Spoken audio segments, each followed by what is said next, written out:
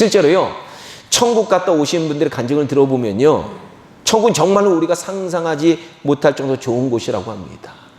그분들이 공통적으로 얘기하는 게 뭐냐면 이 세상에 다시 돌아오기 너무너무 싫었다는 거예요. 사도 바울은 고린도후서 5장 8절에서 이렇게 얘기했어요. 우리가 담대히 원하는 바는 차라리 몸을 떠나 주와 함께 있는 그것이라. 이 말이 무슨 뜻입니까? 사도 바울을 비롯해서요, 당시 고린도교의 성도들은요, 어려움과 고난 많은 이 세상보다는 차라리 하루라도 빨리 주님이 다스리시는 그 아름다운 천국에 가기를 소원하고 있었다라는 겁니다. 실제로 사도 바울이 낙원에 간 경험을 했다는 거예요. 그렇습니다. 사도 바울이요, 낙원에서 들은 것은 말로 표현할 수 없는 것들이라는 겁니다. 실제로 천국 갔다 오신 분들의 간증 들어보면요, 천국에서 들리는 음악은요, 세상 음악으로 표현할 수 없을 정도로 아름답다고 얘기를 합니다. 저는 천국에 안 가봐서 모르겠지만 확신하는 것은 사도 바울의 증언처럼 우리의 상상과 말로 표현할 수 없을 정도로 천국은 좋은 것이다라는 것을 확신을 합니다. 그런데 우리가 천국을 상상하거나 천국에 대한 간증을 들을 때 주의할 점이 있다는 거예요. 그것은 사도 바울의 말처럼요, 지나치게 선을 넘어서 생각하지 말라는 겁니다. 우리는요, 개인들이 체험한 천국과 지옥에 대한 간증들 절대로 성경보다 높이 두면 안 됩니다. 성경을 기준으로 우리가 생각해야 되는 거예요. 그저 우리의 영적 도전과 도움을 위해서 이런 것들 참고를 해야 된다는 거예요. 이런 원리는요, 이 예언에 대해서도 마찬가지입니다. 베드로 사도는 베드로후서 1장 20절에서 이렇게 말을 했습니다. 먼저 알 것은 성경의 모든 예언은 사사로이 풀 것이 아니니. 그렇습니다. 우리는요, 성경에 나오는 예언들이 너무나도 궁금할 때가 있어요. 그런데 너무 궁금해도 사사로이 풀면 안 된다라는 거예요. 이 신천지 같은 이런 이단들 보면요, 요한계시록의 예언들을 이 정통 신학자들이 해석하는 방법과는 완전히 달리해요. 아주 주관적으로 해석해요.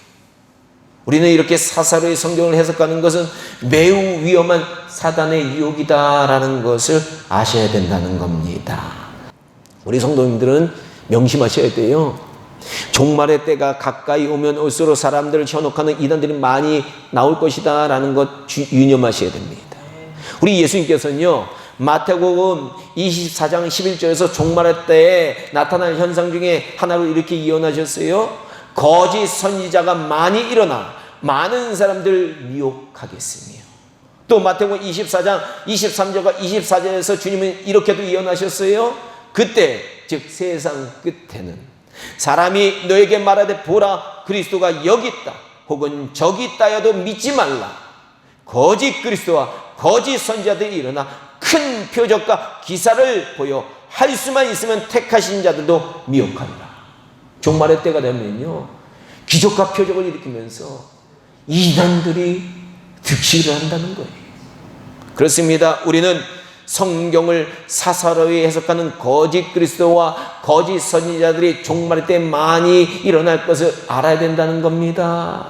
종말의 때가 가까이 오면 올수록 우리는 영원한 천국과 새하늘과 새 땅을 소망해야 되는데, 사탄의 세로 뜨는 오히려 우리가 천국을 소망하는 이 사실을 이용해서 우리 믿는 자들 미혹하려고 할 것이다 라는 거예요.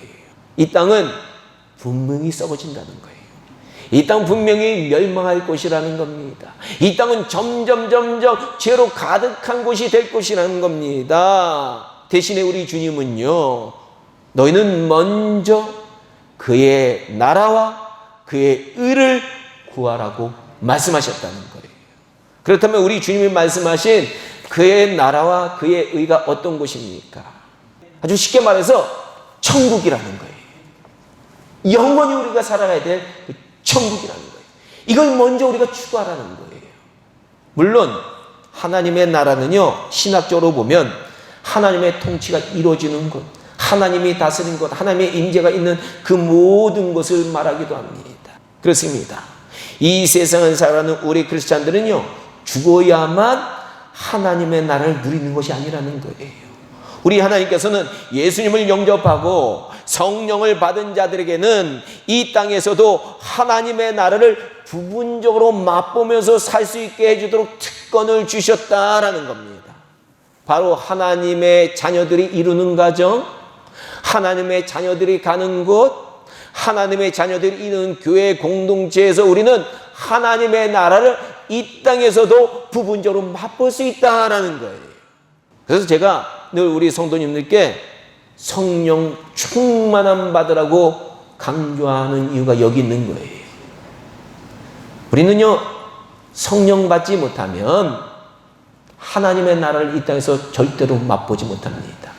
우리가 성령의 충만함을 받지 못하면 마귀는 늘 우리를 유혹해서요, 영원하지 못한 이 땅의 것들이 다인 것처럼 착각하도록 유혹한다는 거예요. 우리에게 이 땅의 것을 얻지 못해서 안달하게 해요. 이 땅의 것들 때문에 짜증나게 만들어요. 불평불만하고 좌절하고 낭망하고 죄짓게 만드는 거예요. 마귀가 정말로 우리에게 원하는 것은 우리가 평화와 기쁨과 희락을 누리면서 이 땅에서 사는 것이 아니라 우리가 이 땅에서 지긋지긋한 지옥을 맛보기를 원하는 거예요. 그리고 죽어서는요, 실제로 우리가 지옥으로 끌려가는 모습을 보기를 원한다는 겁니다. 그러나 우리는 성령 안에 있으면요, 이 땅에서도 의와 평강과 희락으로 넘치는 하나님의 나라를 체험할 수 있다라는 겁니다. 그리고 더 복된 것은요, 이 성령의 충만함을 받게 되면, 성령 가운데 우리가 있으면 우리의 소망은 이 땅이 아니라 우리에게 실제적으로 주어질 하나님의 나라, 천국, 새하늘과 새 땅에 두게 된다라는 겁니다. 그리고 이 천국이 실제한 것으로 믿기 시작하게 되면 그때 우리의 태도가, 우리 생각이 바뀌는데 이 땅의 것들이 정말로 아무것도 아닌 것으로 바뀌기 시작해요. 이 땅의 것들이요, 정말로 무가치한 것으로 보이기 시작한다는 거예요. 또 정말로 깨달는 건 뭐냐면은 천국과 지옥이 실제로 존재한다는 것 우리가 깨달아야 돼요. 만약 천국과 지옥이 없었다면 우리 주님께서는, 그리고 성경이 천국과 지옥이 실제하지 않으니까 이 땅에서 너희가 정말로 만족하며 살아라고 그렇게 얘기했을 거예요. 하지만 성경은요, 늘 천국과 지옥에 대해서 말합니다. 우리 자신들 보세요. 천국이 있을까라고 확신하지 못하는 사람들은요, 영원한 천국을 위해서 과감히 살지 못해요. 영원한 천국이 있다는 것을 믿지 못하니까 그들은요, 죄에 끌려 사는 거예요. 죄를 단호하게 끊지 못해요. 늘 죄를 반복하면서 질질 죄의 종로로 타면서 사는 거예요. 그들은 영원한 지옥이 있다는 것을 실제로 받아들이지 못하니까 죄가 얼마나 무서운지 모르고 자기의 죄에 대해서, 자기 죄를 바라보면서 철저한 회개를 경험하지 못한다라는 거예요. 우리 주님은요, 지옥이 실제하는 곳으로 영원히 꺼지지 않는 불로 심판을 받는 곳이다라고 분명히 우리에게 여기만 얘기한 게 아니에요. 여기저기서 말씀하셨어요. 천국과 지옥이 실제하는 것을 어린아이처럼 믿게 된다면 절대로 이 땅을 위해서 살지 않게 되는 거예요. 천국과 지옥이 있다는 것을 아는 사람들은 자기 인생을 던져서 선교사로 지원하는 사람들도 많이 생겨요. 그런데 천국과 지옥이 있다는 것을 우리가 제대로 모르니까 주님을 위해서 안 사는 거예요. 나를 위해서만 사는 거예요. 이 천국을 준비할 수 있는 기회는 딱 이 땅에서 한 번뿐이 안 주는 거예요. 기회가 없어요. 이 땅을 떠면 절대 기회가 없는 거예요. 우리가 자칫 허송세월 보내다 보면요,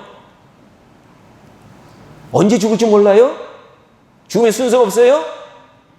남들은 멋진 천국의 집을 준비하는데 우리 자신들은 이 세상 것들만 추구하다가, 이 세상 일들만 하다가 아무것도 준비하지 못하고 멸망으로 인도하는 문은 크고 그 길이 넓어서 그리로 들어가는 사람이 많고, 생명으로 인도하는 문은 좁고 그 길이 협착하여 찾는 자가 적으니라. 부디 우리 성민교회 성도님께서는요, 오늘부터는요, 이 땅을 바라보던 눈을 들어서요, 영원한 하나님의 나라인 천국을 바라보시길 간절히 축원합니다. 기도하겠습니다.